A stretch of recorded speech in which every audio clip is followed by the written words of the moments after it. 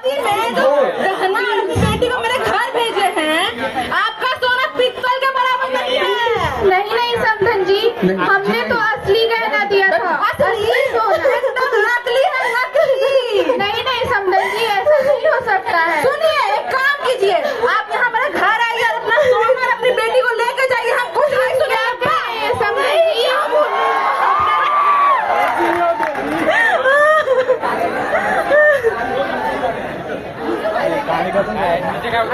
समधन जी, पायल के पापा। क्या हुआ पायल की माँ? ऐसा क्या हो गया? ये क्या हो गया हमारी पायल के साथ? क्या हो गया ऐसा? उसके ससुराल वाले उसे घर भेज रहे अरे हैं। क्या जीजा जी, क्या हुआ? ये रोना धोना क्यों लगा रखा है आप लोगों ने? दीदी, आप तो रोना धोना बंद करो, बताओ तो सही हुआ क्या है? क्या बताऊं भैया, पायल की कुछ दिन पहले ही शादी हुई थी। हमने महंगे महंगे गहने बनवाए थे। अच्छा। अब उसके ससुराल वाले कह रहे हैं कि वो सारे नकली गहने और उसे भी भेज रहे और गहनों को भी। अब हमारी बेटी का क्या होगा? अरे महाराज, अरे आप तो साथे गए थे ना जी। पर सेठ जी ने जैसे गहने दिए थे मैंने ले लिए थे। गहने तो असली ही होंगे। शांत हो जाइए, शांत हो जाइए। अच्छा जीजा जी, आप एक बात बताइए, जब आप सोने की खरीदारी करने गए थे तो उसकी हॉलमार्क की जांच करवाई थी ना? हॉलमार्क? पर सेठ जी ने तो कहा था कि हॉलमार्क बस चोचले होते हैं। अरे आपको ये पता होना चाहिए, हॉलमार्क सिर्फ निशान नहीं, ये सोने की शुद्धता की पुष्टि करता है और बिना हॉलमार्क का सोना तो हमें खरीदना ही नहीं चाहिए। अरे बाप रे! भैया, अब हमारी बेटी का क्या होगा? उसका तो जीवन बर्बाद हो गया। कुछ नहीं होगा हमारी बिटिया को, कुछ नहीं होगा। जय जी, आप कुछ देखिए, शांति बनाए रखिए, जो भी होगा अच्छा होगा। दीदी, एक बात बताओ, जब आप लोग सोने की खरीदारी करने गए थे तो कुछ बिल पुर्जा कुछ तो दिया हुआ सुनार? हाँ, सोनार ने एक दिया था बिल। बिल दिया था? हाँ दीदी, हाँ भैया, हाँ। ओह, तब तो काम ही बन जाएगा। अच्छा, आप एक बिल लेके आओ, एक काम करो, बिल लेके आओ। बताओ क्या हो गया? मेरी बेटी पायल के साथ शांत रहो, आप धैर्य रखो, आप टूटो मत, मैं सारा चीज देख लूंगा। अरे होगा तो होगा। भैया ये देखो, यही है वो बिल। ये बिल है? हाँ भैया, सोनार ने तो हमें यही दिया था। अरे कर दिए ना अनपढ़ गवार वाला काम। ये कच्चा बिल है, कच्चा। ये कौड़ी के भाव भी सोना नहीं है आपका। अब हमारी बेटी का क्या होगा? कुछ नहीं होगा। मैंने सारी जमा पूंजी लगा दी उन गहनों में, अब मेरी बेटी का क्या होगा? अच्छा, इस पे सुनार का पता है, मैं उसका देख लूंगा। जीजा जी, आप एक काम करिए, हमारी दीदी को लेकर के आप पायल बिटिया के घर जाइए। हाँ। मैं आपसे वहीं मिलता हूँ। हाँ चलो, पहले पायल से मिल लेते हैं। चलिए। अरे मैं क्या करूँ इस सेठ का, कैसे पता लगाऊं इस सेठ? रमेश, कैसे हो? क्या हुआ? अरे भाई क्या करूं, देख आज इस सेठ के कारण मेरे परिवार पर आफत आ चुकी है। अच्छा, ऐसी बात है? इसने मेरे परिवार को लूट लिया। चलो उस सोनार को पकड़ते हैं तो फिर। देख भाई, इतनी जल्दी का काम शैतान का होता है और वो सोनार बहुत ही शातिर है, तो उसे हमें बहला फुसला कर ही पकड़ना होगा। ठीक है, फिर चलो चलो चलो चलते हैं।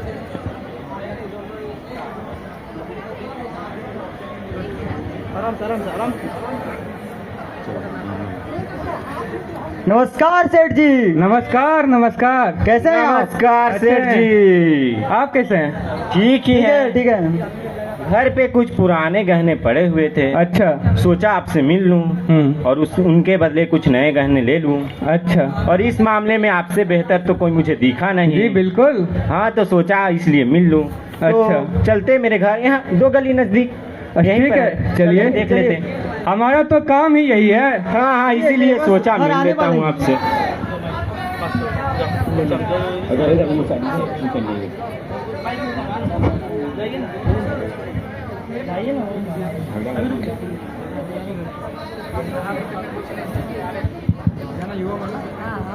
आइए समधन जी, आइए आइए।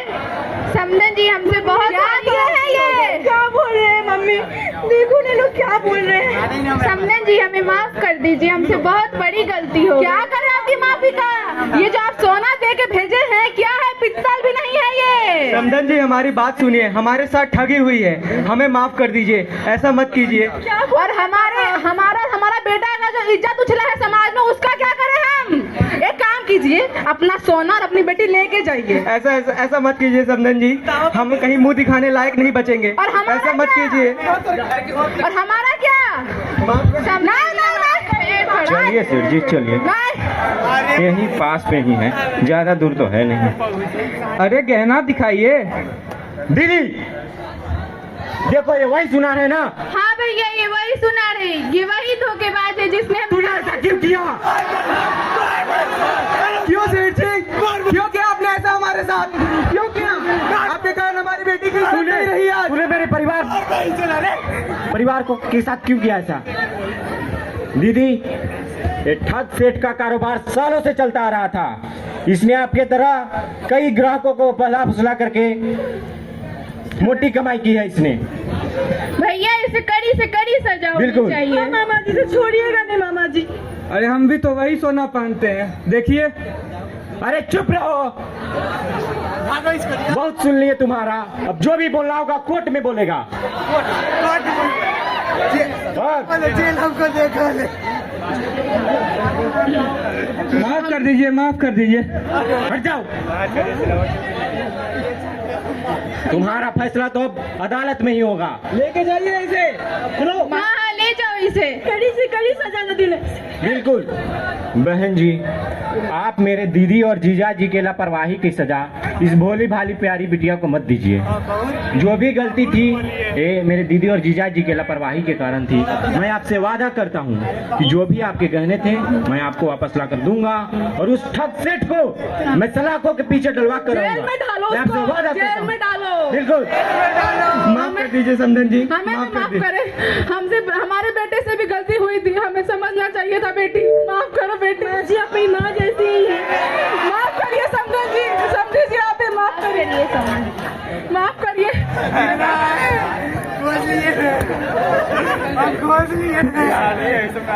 मैंने कहा था ना अमिताभ से मेरी कोई गलती नहीं है, पर आपने मेरी एक भी बात पे विश्वास नहीं किया। पायल मैं तुम्हारा गुनहगार हूँ। मुझे शर्म इतनी आ रही है कि मैं तुमसे अपनी नजरें नहीं मिला पा रहा। मुझसे बहुत बड़ी भूल हो गई। मैंने गुस्से में पागल होकर तुम्हारे साथ जो व्यवहार किया, मैं शर्मिंदा हूँ पायल। मैं तुमसे माफी मांगता हूँ। मुझे माफ कर दो पायल, मुझे माफ कर दो। आज मैं आपने ये शर्मिंदा हूँ। कहानी देखी, ये कहानी यहीं खत्म नहीं होती। इसका अगला अध्याय शुरू होता है आपकी अगली खरीदारी से। तो हमेशा याद रखिए, जब भी सोना खरीदें BIS हॉलमार्क का ही खरीदें, क्योंकि यह शुद्धता को प्रदर्शित करता है। जब भी बिजली और इलेक्ट्रॉनिक्स का कोई